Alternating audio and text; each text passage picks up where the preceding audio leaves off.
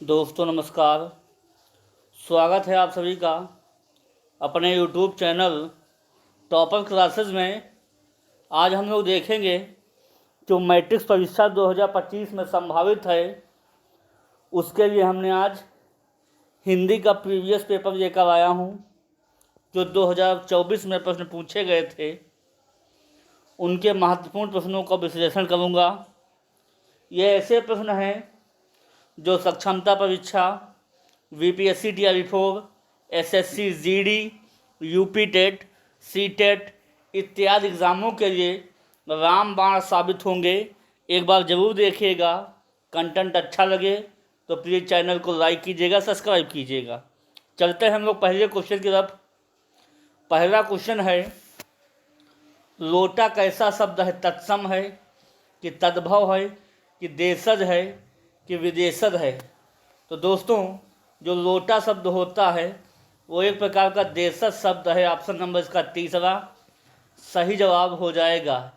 इसके अलावा जो देशज शब्द हैं जैसे होता है टट्टी, पगड़ी, ये ऐसे शब्द हैं। लोटा, ये ऐसे शब्द हैं जिनका निर्माण अपने ही देश में हुआ है।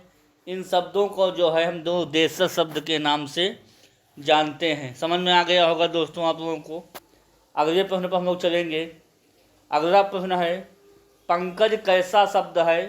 रूढ़ है कि यौगिक है कि योग रूढ़ है कि इनमें से कोई नहीं? तो दोस्तों आप लोगों को पता होगा पंकज किसका पर्यायवाची है। पंकज है कमल का। और पंकज माने होते हैं जिसका जन्म पंक माने कीचड़ में हुआ हो।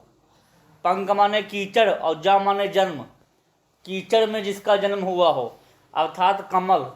तीसरे के लिए जब बोध होता है तो वहाँ पे जो है न रूढ़ होता है न यौगिक होता है। वहाँ पे कौन हो जाएगा? योगरूढ़ शब्द जो है वहाँ पे देखने को मिलता है। इसके अलावा योगरूढ़ के जो उदाहरण हो जाएंगे, दशानन हो गया, गजानन हो गया। क्या हो जाएगा? गजानन हो जाएगा। ऐसे शब्द जो हैं योगरूढ़ शब्दों के अंतर्गत आते हैं। समझ में आ गया होगा दोस्तों आप लोगों को। अगले प्रश्न पर हम लोग बढ़ेंगे। अगला शब्द है, गिरोह शब्द में कौन सी संज्ञा है? भाववाचक संज्ञा है कि समूहवाचक है कि जातिवाचक है कि व्यक्तिवाचक? बताइएगा आप लोग। देखिए, जो गिरोह होता है वो विभिन्न चीज़ों का समुदाय होता है। क्या होता है? समुदाय होता है। उसे हम लोग समूहवाचक संज्ञा के अंतर्गत जो है काउंट करते हैं। समझ में आ गया होगा दोस्तों आप लोगों को। अगले प्रश्न पर हम लोग बढ़ेंगे। ये बहुत चुनिंदा प्रश्न है, इनको ज़रूर देख के जाइएगा। लगभग हर परीक्षाओं में देखने को मिलेंगे। अगला प्रश्न है, दाल में कुछ गिर गया, इस वाक्य में कुछ किस सर्वनाम का उदाहरण है? निश्चयवाचक सर्वनाम है कि अनिश्चयवाचक सर्वनाम है कि प्रश्नवाचक है कि संबंधवाचक है? देखिए, दाल में कुछ गिर गया है और कुछ का मतलब आप लोगों को पता होगा, ये अनिश्चयवाचक के अंतर्गत आता है। तो ऑप्शन नंबर इसका दूसरा सही जवाब हो जाएगा। अगले प्रश्न पर हम लोग बढ़ेंगे। अगला प्रश्न है, सोहन मुझसे किताब लिखवाता है, इस क्रिया का उदाहरण है? देखिए, यौगिक क्रिया है कि समाप्ति बोधक क्रिया है कि इच्छा बोधक है कि प्रेरणार्थक क्रिया है? देखिए, जब कोई व्यक्ति स्वयं कार्य ना करके किसी दूसरे से काम करवाता है तो वहाँ पे जो है प्रेरणार्थक क्रिया जो है हो जाती। तो ऑप्शन नंबर इसका चौथा सबसे बेहतरीन जवाब हो जाएगा। समझ में आ गया होगा दोस्तों आप लोगों को। यहाँ पे प्रेरणार्थक क्रिया हो जाएगी क्योंकि सोहन जो है मुझसे किताब लिखाता है। सोहन स्वयं काम नहीं कर रहा है, ये बात आपको नोटिस करनी होगी। अगले प्रश्न पर हम लोग बढ़ेंगे। अगला प्रश्न है, आत्मा शब्द का विलोम शब्द क्या है? प्राण है कि द्विज है कि परमात्मा है कि सजीव है? देखिए, आत्मा का सदैव मिलन जो है परमात्मा से होता है। तो ऑप्शन नंबर इसका तीसरा सही विलोम हो जाएगा। समझ में आ गया होगा दोस्तों आप लोगों को। अगले प्रश्न पर हम लोग बढ़ेंगे। अगला प्रश्न है, गुप्त शब्द का विलोम शब्द क्या है? गुप्त माने होता है अब अपनी किसी चीज़ को छुपा लेना, मतलब उसको जो है सामने ना लाना। खजाना होगा कि गोपनीय होगा कि गहरा होगा कि प्रकट होगा। तो दोस्तों आप लोगों को जानते होंगे, गुप्त माने होता है छुपाना और प्रकट माने होता है सामने दिखा देना। तो इसका चौथा ऑप्शन सबसे बेहतरीन जवाब हो जाएगा। समझ में आ गया होगा दोस्तों आप लोगों को। अगले प्रश्न पर हम लोग बढ़ेंगे। अगला प्रश्न है, खून पसीना एक करना मुहावरे का अर्थ है जख्मी होना कि आलसी होना कि कठिन परिश्रम करना कि गिर पड़ना। तो जाहिर सी बात है, यदि किसी कंपटीशन विद्यार्थी को जो तैयारी कर रहा प्रतियोगी छात्र है, उसको अगर गवर्नमेंट जॉब लेनी होती है तो उसको खून पसीना एक करना पड़ता है। इसलिए कहावत कही गई है, खून पसीना एक करोगे तब है तुम्हें जो है सरकारी नौकरी हुई है। तो कठिन परिश्रम करना मतलब उसी में रम जाइए, जो कुछ भी प्राप्त करना है आपको जीवन में उसी में खून पसीना एक कर दीजिए, मतलब कठिन परिश्रम करना। समझ में आ गया होगा दोस्तों आप लोगों को। अगले प्रश्नों पर चलेंगे हम लोग। अगला प्रश्न है, अपना उल्लू सीधा करना मुहावरे का अर्थ है अपना काम निकालना कि आलसी होना कि बकवास करना कि अपना उल्लू पकड़ना। देखिए, अपना उल्लू सीधा करने का मतलब सीधा वाक्य है कि अपना काम निकालना। ऑप्शन नंबर इसका पहला सही जवाब हो जाएगा। ऑप्शन नंबर 1 राइट आंसर हो जाएगा। अगले प्रश्न पर हम लोग चलेंगे। इसलिए कहावत कही है, इसलिए जो चतुर लोग होते हैं वो अपना उल्लू जो बहुत जल्दी सीधा करते हैं, मतलब अपना काम बहुत जल्दी जो है निकाल लेते हैं। समझ में आ गया होगा, उन लोगों के लिए मुहावरा बहुत सटीक बैठता है अपना उल्लू सीधा करना। अगले प्रश्न पर बढ़ेंगे हम लोग।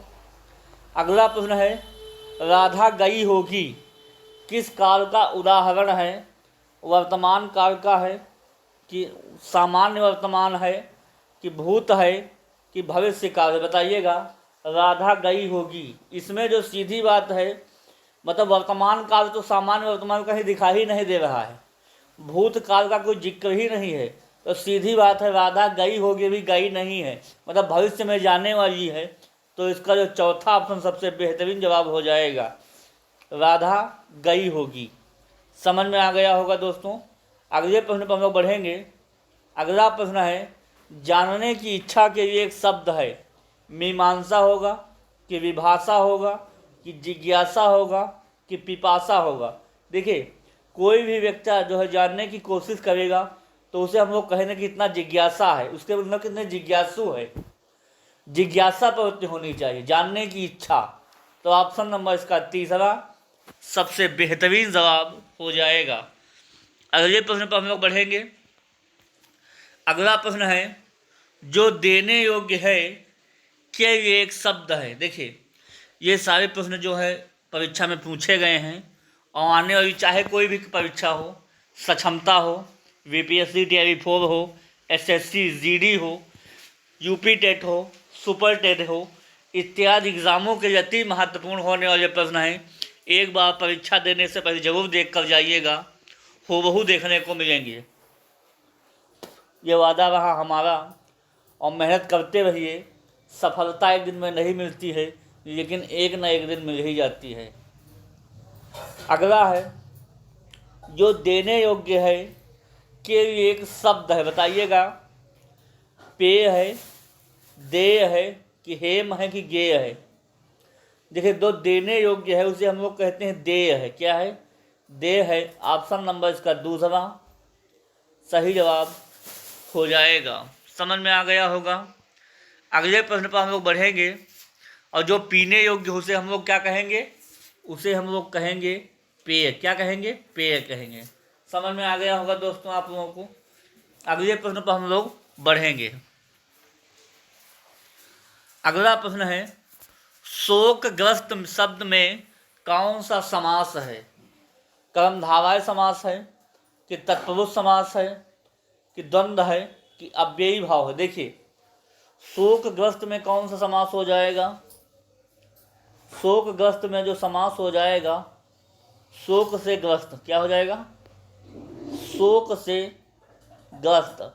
तो यहाँ पे जाहिर सी बात है निकल के आ रहा है तत्पुरुष समास का जो है उदाहरण हो जाएगा।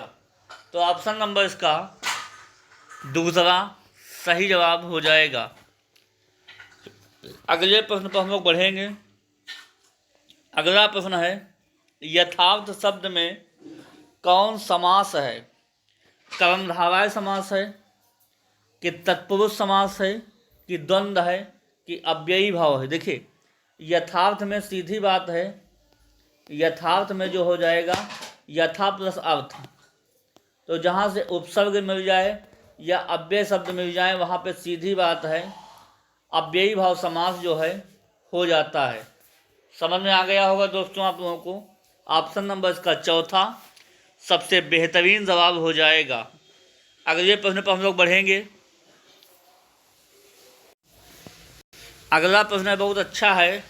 उसने नहाकर भोजन किया, इस वाक्य में नहाकर कौन क्रिया है? पूर्वकालिक क्रिया है कि क्रियार्थक क्रिया संज्ञा होगी कि प्रेरणार्थक होगी कि नामबोधक होगी? सीधी बात है, जब एक काम करने से बाद जो है दूसरा काम करना, मतलब भोजन करने से पहले उसने क्या किया, नहाया, और नहाने के बाद उसने क्या किया, भोजन किया। जब एक ही साथ लगे हाथ दो काम हो जाएं तो वहाँ पे कौन सी क्रिया हो जाएगी? वहाँ पे हो जाएगी पूर्वकालिक क्रिया। ऑप्शन नंबर इसका पहला सही जवाब हो जाएगा। जैसे कहा जाए विद्यार्थी विद्यालय जाने से पहले ना नहाकर विद्यालय गया, या खाना खाने से पहले हाथ धोया। जब ऐसे वाक्य हो जाए तो वहाँ पे जो है पूर्वकालिक क्रिया हो जाएगी। समझ में आ गया होगा दोस्तों आप लोगों को। अगले प्रश्न, अगर चैनल पर नए हैं दोस्तों तो प्लीज़ चैनल को लाइक कर लीजिएगा और सब्सक्राइब कर लीजिएगा। हमारे यूट्यूब चैनल पर और भी बहुत सारी क्लासेस पड़ी हुई हैं, हिंदी की, बेसिक मैथ की, पर्यावरण, जीके, जीएस इत्यादि क्लासेस जो है पड़ी हुई हैं, बहुत अच्छी है। उन सब की जो है क्लासेस देख सकते हैं आप लोग और अपनी तैयारी को मजबूत कर सकते हैं। अगले प्रश्न पर हम लोग चलेंगे। अगला प्रश्न है, डिबिया का बहुवचन है, डिबियों होगा कि डिबिया होगा कि डिब्बों होगा कि इनमें से कोई नहीं होगा? तो जानते हैं आप लोग, जो डिबिया का जो बहुवचन हो जाएगा वो हो जाएगा डिबिया, डिबिया। तो ऑप्शन नंबर इसका दूसरा सबसे बेहतरीन जवाब हो जाएगा। समझ में आ गया होगा दोस्तों आप लोगों को। अगले प्रश्न पर हम लोग बढ़ेंगे। अगला प्रश्न है, भूख शब्द है, कैसा है शब्द भूख? पुल्लिंग शब्द है कि स्त्रीलिंग शब्द है कि उभयलिंग शब्द है कि इनमें से कोई नहीं? बताइए आप लोग, जो भूख शब्द है कैसा है? देखिए जब कोई भी पुल्लिंग और स्त्रीलिंग की जब बात आ जाए तो सीधी बात है आप लोग उसका वाक्य बना लीजिए। अच्छा बताइए, मेरे भूख लगी है, मेरे भूख लगी है कि मेरे भूख लगा है, मेरे भूख लगा है? तो सीधे सीधे खुद ब खुद बोल रहा है कि मेरे भूख लगी है, ना कि मेरे भूख लगा है। तो जब जो है क्रिया स्त्रीलिंग की हो जाए, मेरे भूख लगी है, तो वहाँ पर सीधी बात है स्त्रीलिंग शब्द का जो है बोध हो जाएगा। ऑप्शन नंबर इसका दूसरा सबसे बेहतरीन जवाब हो जाएगा। तो दोस्तों ये प्रश्न थे जो प्रीवियस ईयर पेपर में पूछे गए थे। पेपर कैसा लगा आप लोग कमेंट करके बताइएगा। इसी तरह जो है क्लासेस देखने के लिए आप लोग यूट्यूब चैनल को सब्सक्राइब करें और बेल आइकन दबा लीजिए। और ऐसे ही जो है फिर अगली क्लास में जो है कहने सुनने का मैं प्रयास करूँगा। तब तक के लिए वाणी को विराम। ओके, थैंक यू, धन्यवाद।